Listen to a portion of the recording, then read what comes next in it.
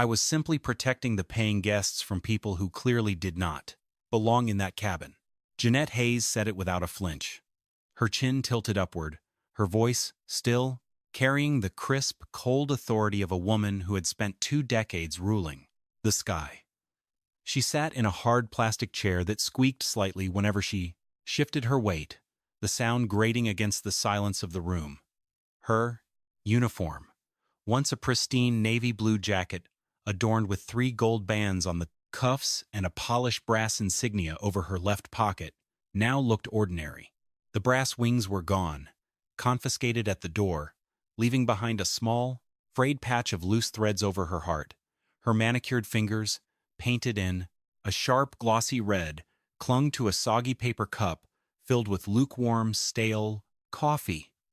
She stared across the table at the investigators, her eyes hard, her jaw locked in a rigid line of defensive pride.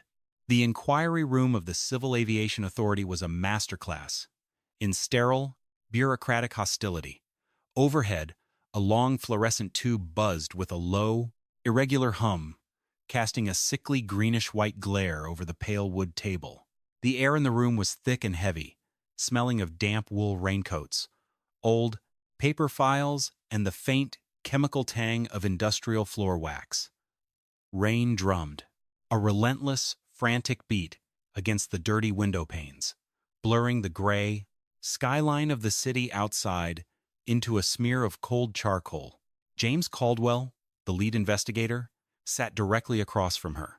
He was a man in his late 50s, his face lined with the deep-seated weariness of someone who had spent decades looking at the wreckage of human error. He didn't speak immediately.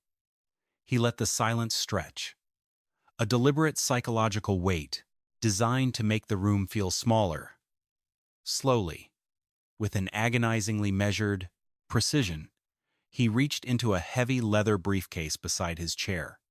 He pulled Blance out a thick manila folder, the corners bent and worn, and dropped it onto the table. Thud. The sound was flat, heavy, and final. It echoed off the cinderblock walls like a havel. Inside Jeanette's mind, the defenses were already mobilizing, building a structured wall of corporate regulations and safety protocols to shield her from the gravity of what she had done.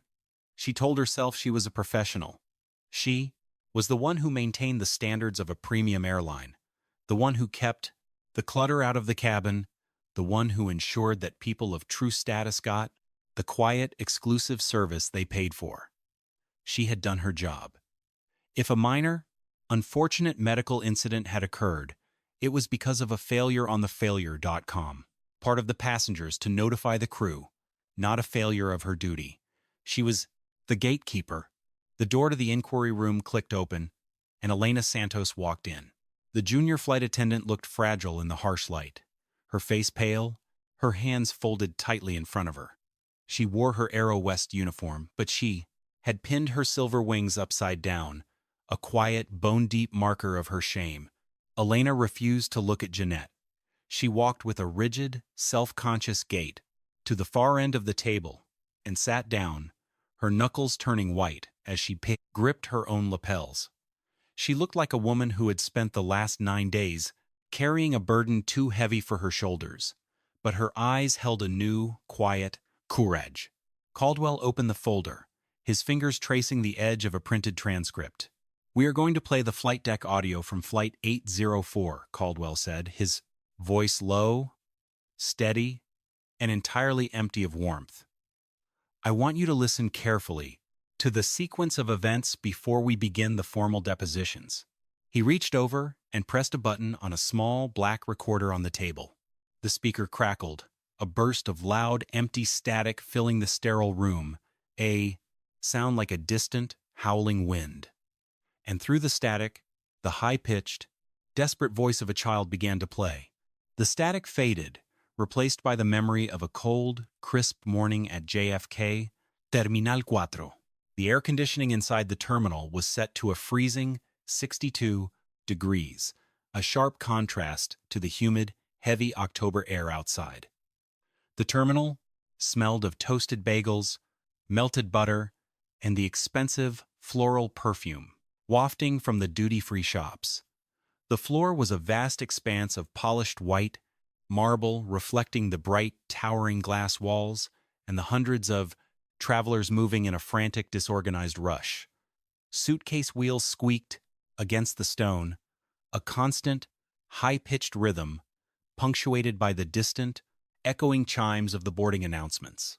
Jeanette Hayes stood behind the podium at Gate B-22, her posture impeccable. She was the senior purser for AeroWest Flight 804, the airline's flagship nonstop service from New York to Paris. To Jeanette, this gate was the entrance to her kingdom. She watched the passengers line up, her mind automatically running through her mental ledger, categorizing each person with the casual, ingrained prejudice of a woman who believed status was something you wore on your sleeve. "Good morning, Senator," Jeanette said, her voice instantly melting into a slake, fawning, maternal warmth. She leaned over the podium, her eyes bright, her hands clasped in front of her chest. Senator Charles Hamilton, a man in his late 60s with silver hair and a flushed, red face, stumbled slightly as he handed over his boarding pass. He smelled strongly of juniper gin and peppermint, his eyes glassy, his tie slightly crooked under his tailored Brioni blazer. He had obviously spent the last 3 hours in the first-class lounge indulging in the complimentary bar, but to Jeanette, he was old money. He was a paying customer of the highest order. "Always a pleasure to have you with us," she murmured, her red lips curling into lie, an adoring smile, as she brushed a speck of dust off his sleeve.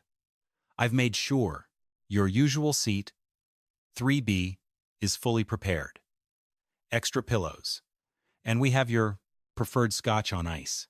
The senator offered a loose, slurred thank you and shuffled down the jet bridge, his steps heavy and uneven. Jeanette watched him go with a nod of satisfaction. This was how the world was supposed to work. Status was respected, indulgence was provided, and the hierarchy of the cabin was maintained. Then, the gate reader beeped, an angry, high-pitched tone. Jeanette's head snapped up. A young, black gate agent named Andre was standing at the secondary podium, holding a tray of printed seat manifests. He looked tired, his uniform shirt slightly wrinkled after a 12-hour shift, his eyes carrying the exhaustion of someone who spent his days being yelled at by angry travelers. "Hayes, we have a catering discrepancy in the first-class galley," Andre said, his voice flat, exhausted. "We're short 2 premium meals for the bulkhead. I need you to sign off on the override." Jeanette's face hardened, her adoring smile vanishing instantly, replaced by a cold, sharp sneer. She walked over to him, her heels clicking aggressively on the marble floor, her manicured finger pointing directly at his chest. "Listen to me carefully, Andre," she said, her voice dropping to a low, vicious whisper that carried the sharp sting of a whip. "I don't sign off on your failures. If my cabin is short, that is your department's problem, not mine. I have United States senators and international CEOs in my cabin today. I'm going to apologize to them because some low-level baggage handler can't count to 12. Do your job, or I'll have the supervisor replace you before this plane pushes back." Andre's jaw tightened, a tiny muscle twitching in his cheek, his knuckles turning white around the clipboard. He looked at her, his eyes filled with a quiet, burning frustration. But he said nothing. He knew the rules. In this tie department, challenging a senior purser didn't get you heard. It got you fired. Beside her, Elena Santos, the junior flight attendant, stood completely still. She held her clipboard against her chest like a shield, her eyes fixed on the dotling floor, her face pale. She saw the cruelty.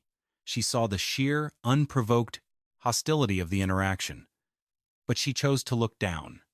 She chose to adjust the strap of her watch, pretending to be deeply focused on her departure checklist, her silence a protective shield for her own career. Jeanette ignored them both, turning her attention back to her iPad screen. She opened the seating chart for first class. Her eyes traveled up the column, past the senator in 3B, past the tech CEO in 3A, and stopped at row 2. Seats 2A and 2B, unaccompanied minors. Malik and Tariq Harris, 10 years old. Her eyebrows narrowed. Malik and Tariq. Those weren't the names of old money. They didn't belong to the families who had their names engraved on the plaques in the country clubs. And they were booked in first class, full fare tickets, $14,000 each. A glitch, Jeanette muttered to herself, her red fingernail tapping the screen with an irritated, rhythmic click. Some travel agent made an error, or some low-level employee used their points to get their kids into a cabin they have no business sitting in. She closed the screen with a sharp flick of her thumb. She straightened her scarf, her face resolving into a cold, hard mask of determination. She would deal with them at the door. The entrance of AeroWest Flight 804 was designed to overwhelm the senses. As soon as you stepped through the door, the noise of the terminal died, replaced by a quiet hum of the auxiliary power unit vibrating through the floorboards. The air smelled of expensive, fresh Italian leather, polished teakwood, and the wonnet, subtle, crisp scent of a high-end cedarwood room spray. It was a space built to insulate the wealthy from the reality of the ground. Malik and Tariq Harris walked through the threshold, holding hands so tightly, their fingers were white. They were identical twins, 10 years old, with soft, dough-like eyes and skin the cries, color of deep-roasted cocoa. They wore matching navy blue joggers and cashmere frang hoodies, the fabric soft and expensive, though Jeanette didn't bother to notice the quality of the material. She only saw the joggers. She only saw the sneakers. She only saw their skin. The boys looked worried. They moved slowly, their eyes darting around the luxurious cabin, looking at the wide individual pods, the personal screens, the soft velvet pillows resting on the seats. They looked like two children who had wandered into a palace and were waiting for the guards to find them. They stopped at row 2. Jeanette stood in the aisle, her hands clasped in front of her, her body completely blocking their path. Her porcelain smile had vanished, replaced by a cold, hard wall of exclusion. "Coach is that way, sweethearts," Jeanette said, her voice dripping with a sugary, patronizing condescension that felt like oil on water. "You need to keep moving. You're blocking the aisle for the paying customers." Malik, the slightly taller twin, looked up at her, his lips trembling, his voice a tiny, shaky whisper. We are in 2A and 2B, ma'am." He held out 2 printed boarding passes, his hand shaking so much the paper rustled in the quiet cabin. Jeanette snatched the passes from his hand, her red fingernails digging into the thin paper. She scanned them, her eyes desperate to find the error, the typo, the gate agent's mistake that would allow her to send them to the back of plane. But there was no error. Malik Harris, seat 2A, Tariq Harris, seat 2B, first class, full fare. $14,000 each.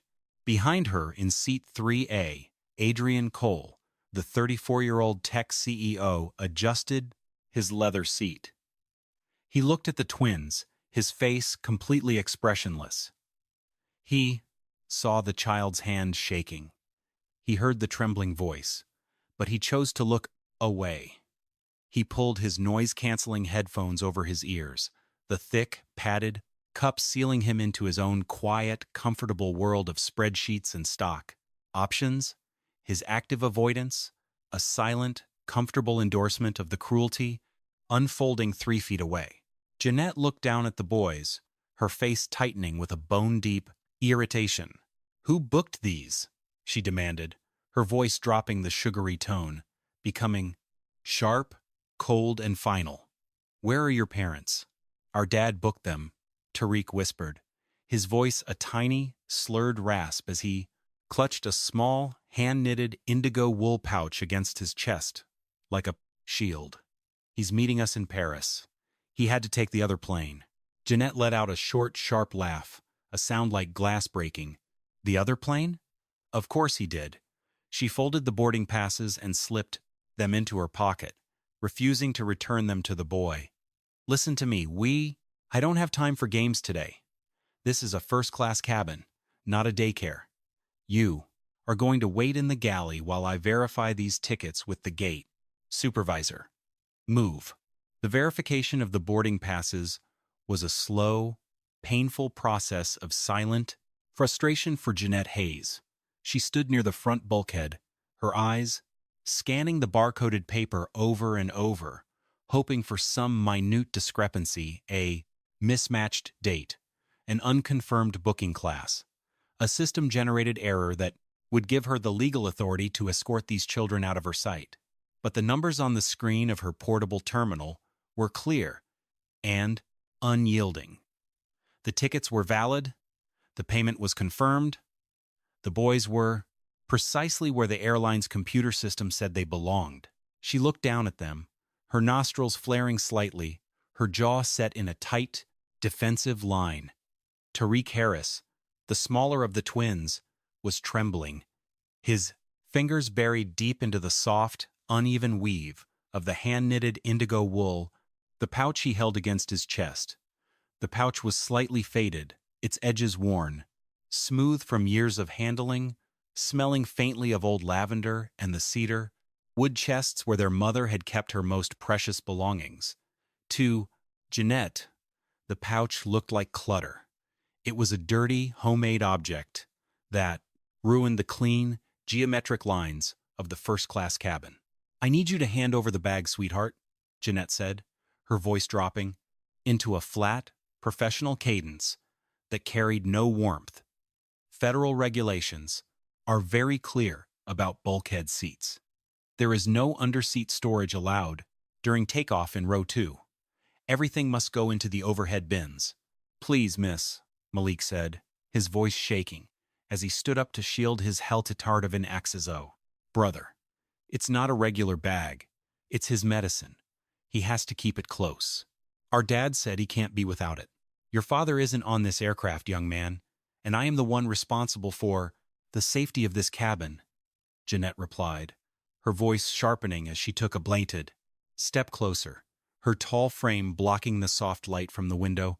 I am not going to argue with you.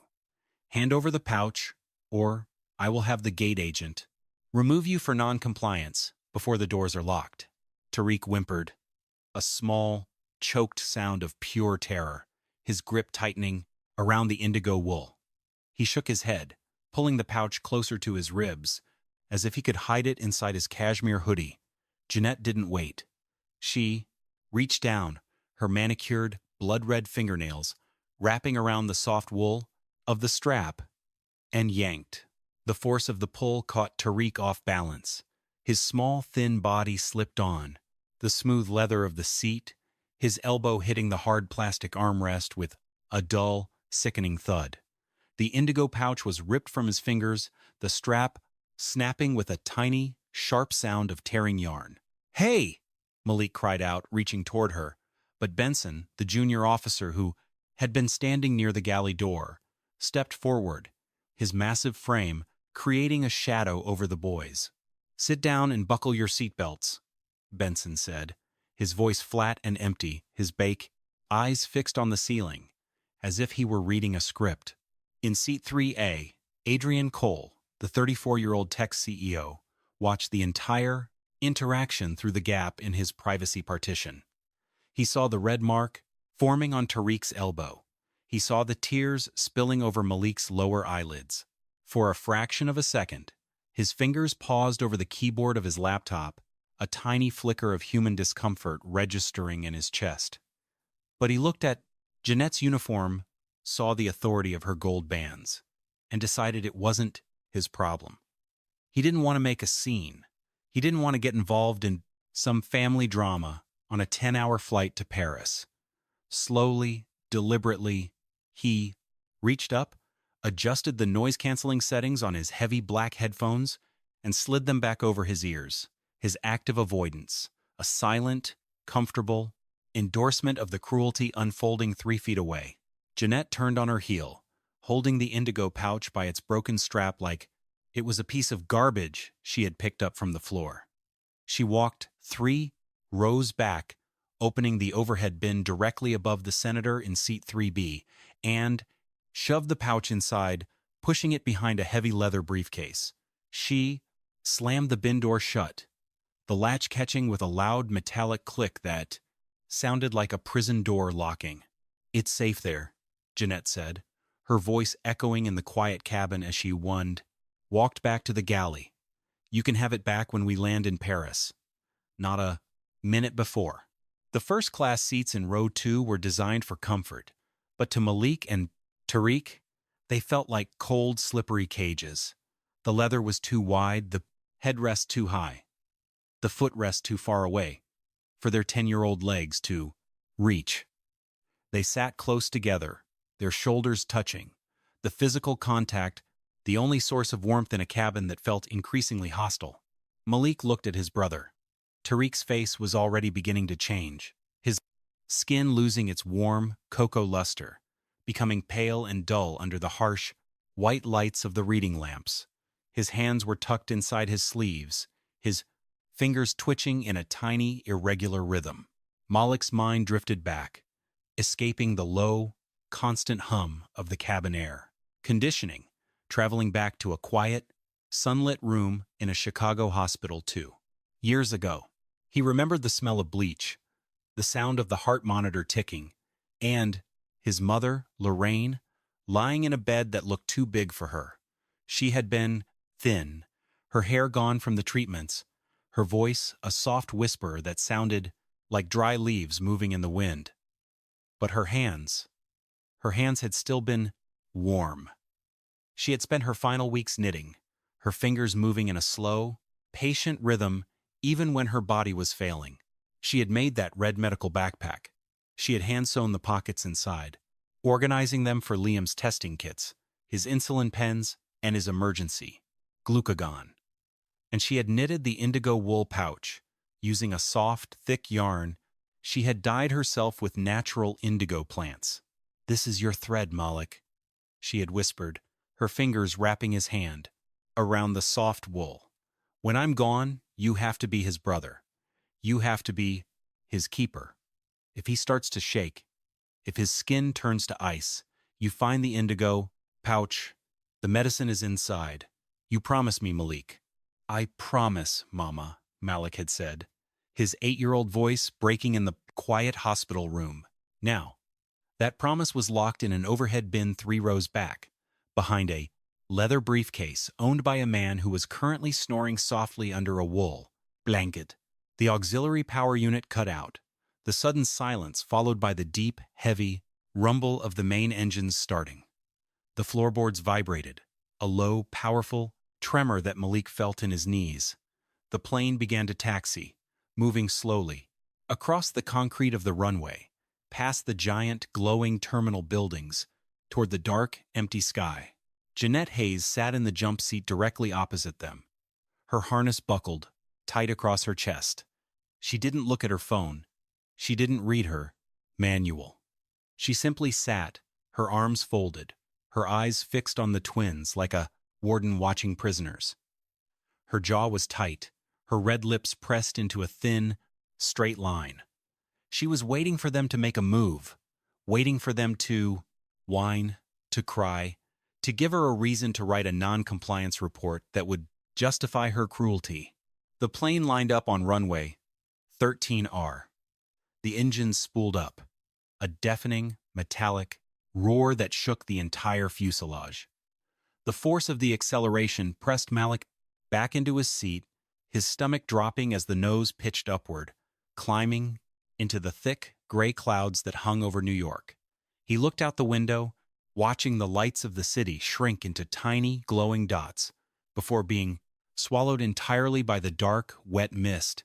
They were at the mercy of the sky now, and there was no one else coming to save them. At 37,000 feet, Flight 804 leveled off. The hum of the engines became a steady, white noise drone that filled the cabin, lulling the passengers into a comfortable, wealthy stupor. The seatbelt sign chimed off, a soft, polite sound that signaled the beginning of the first-class service. Jeanette Hayes moved through the cabin with the grace of a trained performer. The smell of roasted chicken, garlic, and fresh rosemary drifted from the blank, forward galley, warm and inviting. She carried a silver tray, serving crystal, glasses of champagne, and warm nuts to the passengers in row 3. She laughed at a joke the senator made, her voice light and melodic, her adoring maternal smile fully restored. She walked past row 2 without a glance. She didn't ask the twins if they wanted water. She didn't offer them a blanket. She walked through them, as if their bodies did not occupy space in her cabin. Mama B. Tariq whispered, his voice a tiny, slurred rasp. He was shivering, now, his teeth clicking together in a frantic, irregular rhythm. His cashmere hoodie was soaked with a cold, greasy sweat that made the fabric cling to his neck.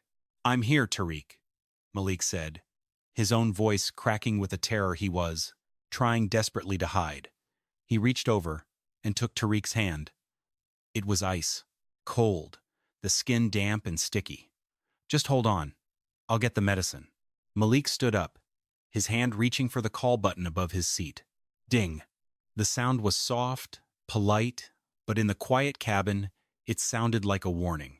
Jeanette was standing in the galley, pouring coffee. She didn't look up. Immediately. She waited 20 seconds, then walked slowly toward row 2, her heels clicking on the floor. She stood in front of Malik, her face a mask of cold, irritated authority. "What did I tell you about the call button, young man?" she asked, her voice a low, threatening hiss.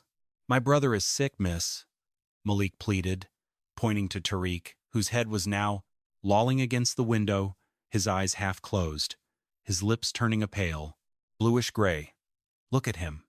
He's shaking. He needs his sugar. He needs the indigo." Pouch. Jeanette barely glanced at Tariq.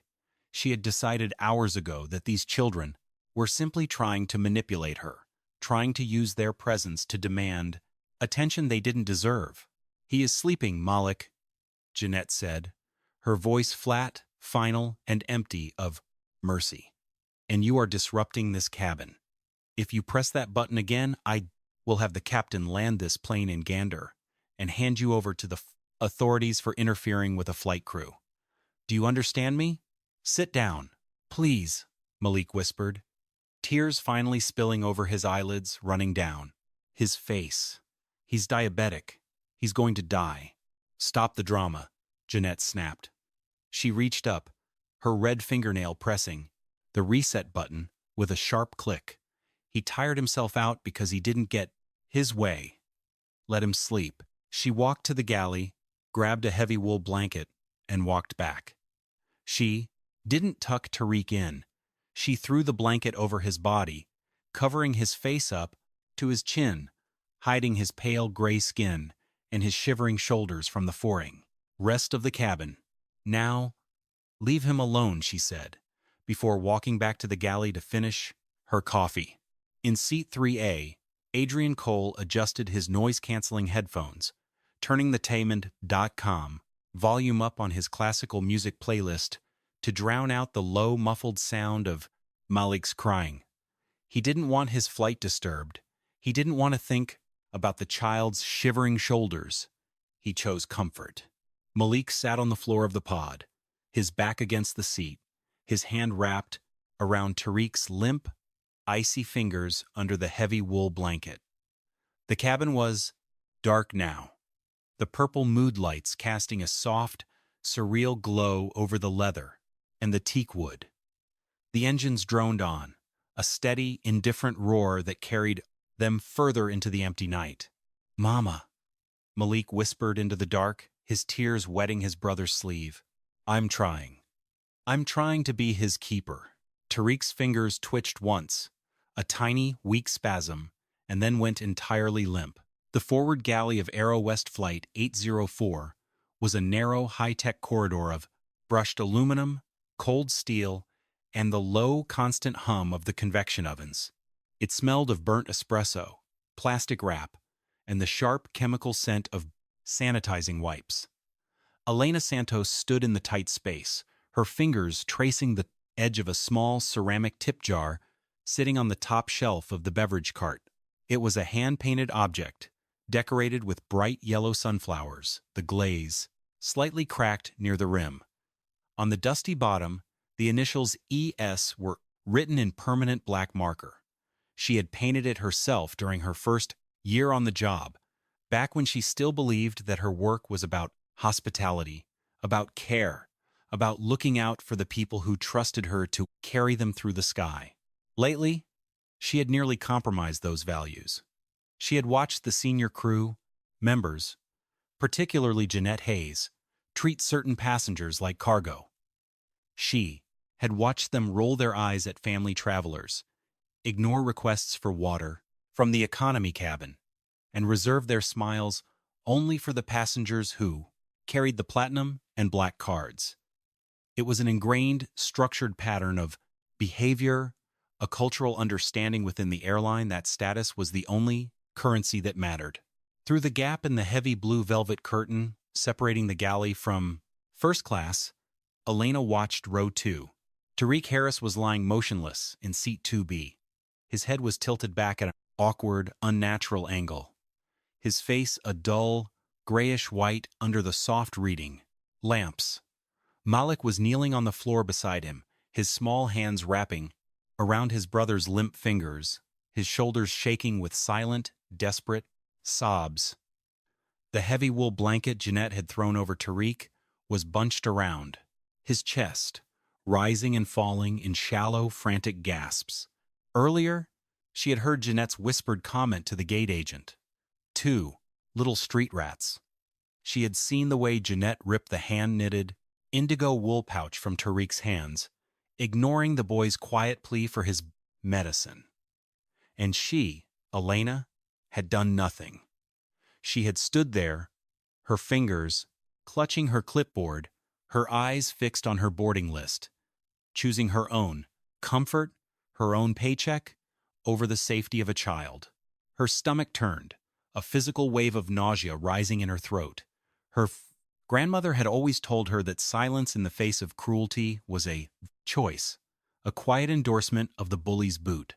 If she stayed silent now, if she let that child slip into a coma because she was afraid of Jeanette's anger, she would be an accessory to whatever happened to him. She would be carrying his pain for the rest of her life. She made her decision. Her knuckles turned white as she gripped the handle of the galley drawer. She pulled out a carton of orange juice and a plastic cup. Then, she walked over to the galley door where Jeanette was standing, adjusting her makeup in the blank, small mirror. "Jeanette," Elena said, her voice trembling but holding a steady, sudden weight. "We need to get the boy's bag down. He's not sleeping. He's in medical distress. His brother says he's diabetic." Jeanette didn't turn around immediately.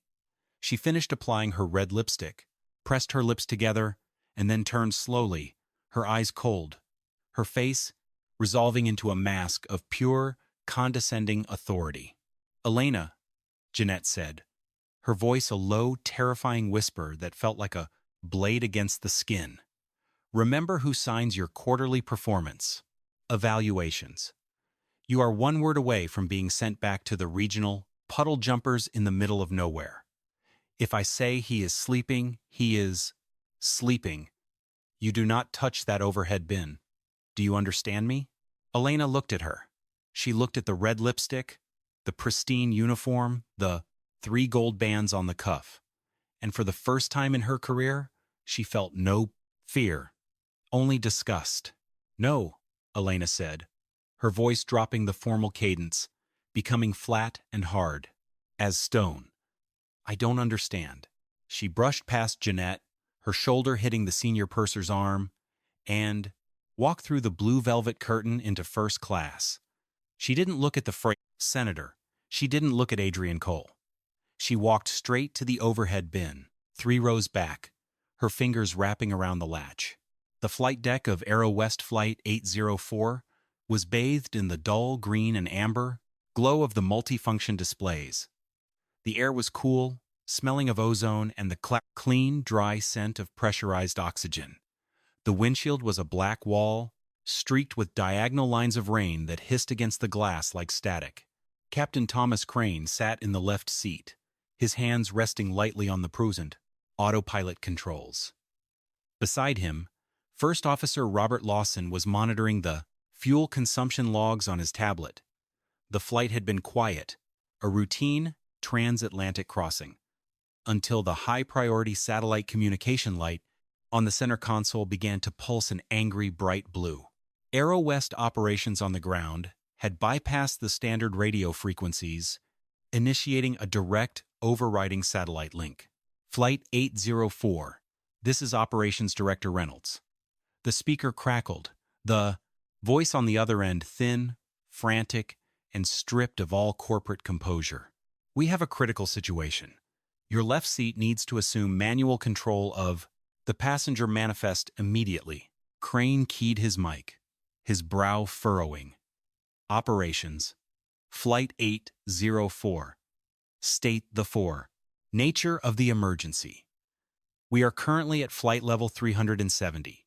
Normal operations. Captain, you have 2 passengers in seats, 2A and 2B, Malik and Tariq Harris. They are the sons of David Harris. Reynolds paused, letting the name settle into the static. David Harris, CEO of Harris Global Logistics. Crane's hand tightened on the yoke. Harris Global Logistics didn't just buy first-class tickets. They own the fuel supply chain for 70% of Aero West's European operations. A single pen stroke from David Harris could ground the entire airline's transatlantic fleet by morning. He is currently flying directly above you, Reynolds continued, his voice rising in panic. A private Bombardier Global 7500, call sign Harris 1, is cruising at Mach 0.92, 2,000 feet above your flight path. He is tracking your telemetry. His phone just received an automatic, critical low blood sugar emergency alert transmitted from his son's biometric watch. The watch synced to your cabin transponder before your senior purser disabled the passenger Wi-Fi. Crane looked at Lawson. Lawson's face had gone entirely white, his eyes wide. The father says his son is in a life-threatening diabetic crisis, Reynolds whispered through the static. And he says, your cabin crew has confiscated the boy's insulin pouch. He is threatening to initiate an emergency intercept protocol if we do not confirm the boy's safety immediately. Miller, check on say, those boys. Now, the line clicked dead. Crane stood up so fast.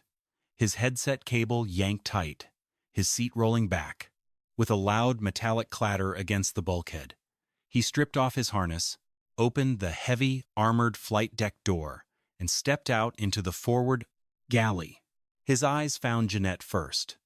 She was standing near the coffee maker, her face flushed with anger as she watched Elena Santos walk toward row 2 with a carton of juice. Hayes, Crane said, his voice a low, terrifying rumble that shook the quiet galley. What did you do? The descent into Paris Charles de Gaulle was a violent, turbulent struggle against a severe autumn storm front. The sky outside was a wall of black water, lit by sudden, blinding sheets of lightning that turned the clouds into a landscape of white bone.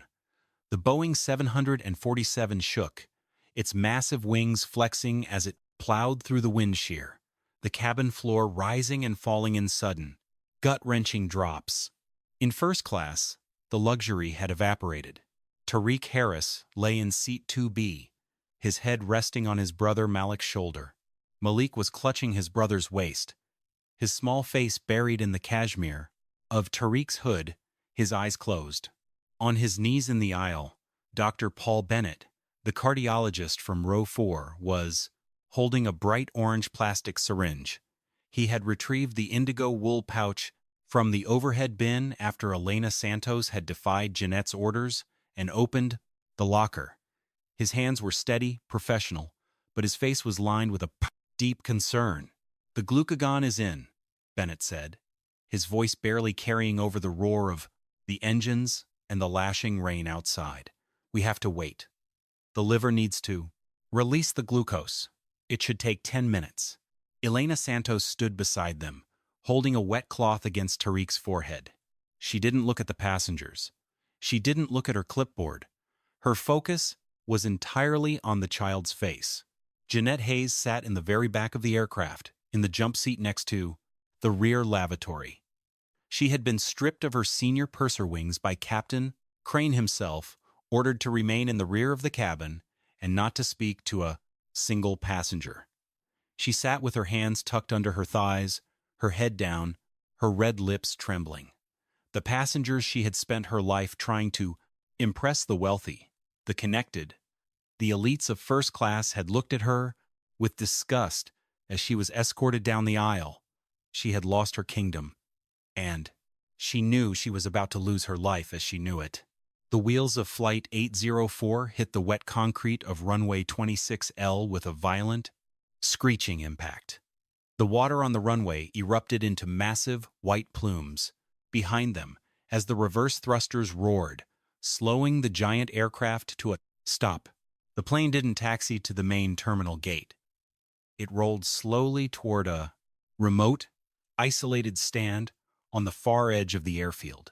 Through the cabin windows, the passengers could see the blue and red lights of emergency vehicles flashing against the dark rain. 3 black SUVs with heavily tinted windows sat idling near the stairs, their headlights cutting through the 20 Makey vet mist. The forward cabin door swung open. The cool, damp Paris air flooded the warm, pressurized cabin, bringing with it the smell of ozone and wet asphalt. Footsteps echoed on the stairs outside, heavy, purposeful, and unhurried. And then, David Harris walked through the door. The cold, damp air of the Paris tarmac swept through the open cabin door, carrying with it the raw scent of rain, jet fuel, and wet asphalt. It cut through the stale, suffocating warmth of the first-class cabin, making the purple mood lights look dull and artificial. David Harris stepped through the threshold. He was a massive, unyielding presence, standing 6 feet 3 inches tall in his tailored charcoal coat. The fabric was damp from the rain outside, dotted with tiny, glistening beads of water that caught the cabin's overhead glare. He wore no jewelry, no watch, nothing to advertise his wealth. But he carried himself with the heavy, quiet gravity of a mountain. His face was a mask of bone-deep exhaustion and cold-focused anger. His dark eyes, rimmed with red from hours of sleepless worry, scanned the cabin instantly, bypassing the flight crew, bypassing the captain, and locking onto the front bulkhead row. He didn't walk down the aisle. He moved with a heavy, rapid stride that made the floorboards of the Boeing 747 vibrate. Liam! Malik! The names tore from his chest, a low, rugged sound that carried the weight of a father's terror. He fell to his knees in the narrow aisle, ignoring the wet carpet, his large hands reaching out toward the seat. Malik let out a choked sob and threw his arms around his father's neck, burying his face in the damp wool of David's coat. "I tried, Dad." Malik wept, his small body shaking violently against his father's chest. "I tried to get the pouch. I tried to tell her. She wouldn't listen. She locked it away. She said we didn't belong here." David held Malik tightly, his large palm cradling the back of his son's head, his fingers stroking his hair. But his eyes were fixed on the stretcher beside off them, where the private paramedics were placing Tariq. Tariq's eyes were open, but they were dull, unfocused, and glassy. His skin was iron fanchon, still pale, his lips carrying a faint purple tint. He turned his head slowly toward his father, a weak, slurred sound escaping his throat. "Dad." David reached over and took Tariq's cold, damp hand, pressing it against his own cheek. He didn't speak immediately. He couldn't. For 5 seconds, the powerful CEO sat on the floor of the cabin, his shoulders trembling slightly as he held his son's, his quiet silence a heavy barrier against the rest of the world. Then he stood up. The transition was sudden, A physical shifting of the room's energy. The tenderness on his face vanished, replaced by an expression of cold, glacial rage.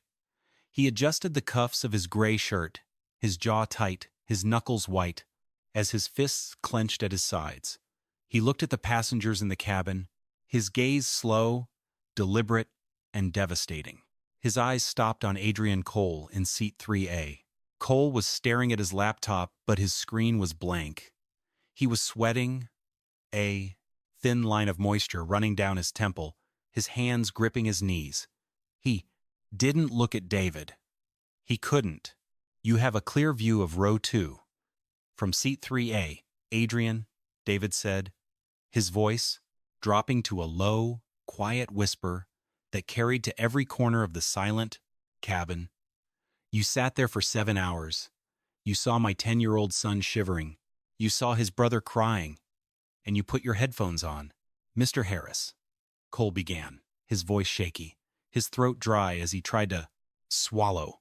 I had no idea it was a medical issue. I thought the flight attendant was managing the situation. You thought it was more convenient to pretend you didn't see? David said, his voice hard as stone. Harris Global Logistics handles 70% of your Clusian company's distribution across Europe. Expect the formal contract termination notice on your desk by 9 o'clock tomorrow morning. David, please, Cole pleaded, his face going entirely pale. That contract is worth millions. It will destroy our Q4 projection. We can talk about this. I'll make an anonymous donation to any charity you. I don't do business with cowards, Adrian. David cut him off, his tone flat, final, and empty of mercy. And I don't negotiate with people who watch children suffer and choose their own comfort. He turned away from Cole, his gaze sweeping the rest of the first-class passengers who looked down, unable to meet his eyes. Standing by and doing nothing is just as expensive as being the bully, David said to the room. The cabin door clicked, and the French gendarmerie stepped inside, their heavy, leather boots clattering on the metal threshold. They wore dark blue uniforms, their faces serious. Behind them, 2 Aero West junior attendants escorted Jeanette Hayes up the aisle. Jeanette looked unrecognizable. Her hair was messy, loose strands falling across her face. Her uniform was wrinkled, the silk scarf crooked. Her senior purser, wings gone. Her hands were cuffed behind her back, her fingers still painted in, that sharp, glossy red. She was sobbing, an ugly, gasping sound of pure, self-pitying terror. She saw David Harris standing in the center of the cabin. She fell to her knees, on the floor, her knees hitting the carpet with a dull thud. Mr. Scott, Mr. Harris, please, she wailed, her voice high-pitched, cracking, with a desperate panic. I was only following the safety regulations. The bag was unsecured. I didn't know he was diabetic. It was an honest mistake. I've spent 20 years with this airline. My pension. I'll lose everything. David walked over to her, his steps slow and heavy. He stopped 2 feet away, looking down at her. He didn't look angry. He looked at her with a profound, cold disgust. You are worried about your pension, Jeanette?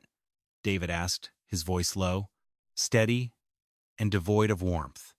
My son almost died because you decided his life was worth less than your rules. You didn't just break a protocol. You looked at my children and decided they were trash because of how they looked. You tried to erase them from your cabin. He looked at the gendarmerie. I am pressing formal charges, child endangerment, gross negligence, and deprivation of medical aid. My legal team will ensure you face the maximum penalty under the law. The female officer took Jeanette's arm, pulling her up from the floor. Jeanette screamed. Her voice echoed off the plastic walls of the cabin as she was dragged toward the door, her heels dragging against the carpet. You can't do this, she shrieked, her face twisted in a rictus of terror. I'm a senior purser. I have rights. No one answered. The gendarmerie pulled her through the door, her voice disappearing into the cold, wet night. David turned to Elena Santos, who was standing near the seat, holding Malik's hand. He walked over, his face softening by 1 degree. "Elena," David said, his voice carrying a quiet, deep-seated gratitude. "You," retrieved the pouch. "You saved my son. I just did what I should have done at the gate, sir," Elena said, her eyes down, her voice small. "I was quiet for too long." "You chose courage when it mattered," David said, his hand resting on her shoulder with a light, warm pressure.